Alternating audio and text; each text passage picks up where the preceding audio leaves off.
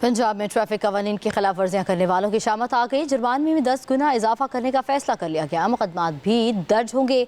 नुमाइंदा public news Ali Chaudhary ने SSP traffic Punjab के साथ गुफ्तगू की। उनका मजीद क्या कहना था, आपको सुनवाते हैं।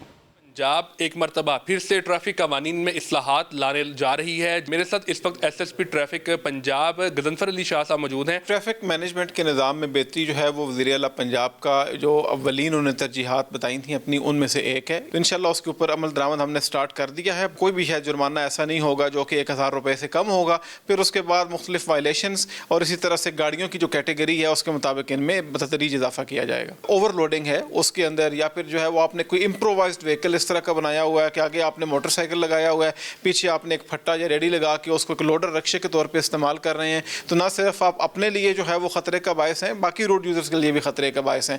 तो इस तरह की जो ला कानूनीत है उसके ऊपर ज़रूर कानून हरकत में आता है और मुकदमात का इंदराज भी किया जा रहा है। जो भी ये चलान होता है उसका बाकायदा सबूत, उसकी तस्वीर जो है वो एविडेंस मौजूद होती है, तो उसको कोई बंदा डिस्प्यूट भी नहीं कर सकता। तो उस पर यकीनी तौर पर रिकवरी के लिए टीम्स बनाई गई हैं, जिसके बाद रिकवरी के अंदर काफ़ी बेहतरी हुई है। SSP ट्रैफिक का कहना है कि जब भी शाहराहों पर निकलें तो कानून का एहतराम करें और ट्रैफिक के रूल्स जो हैं वो उस पर इम्प्लीमेंट करें। इससे ना सिर्फ वो अपनी बल्कि दूसरों की भी ज़िंदगियों को महफूज रख सकते हैं।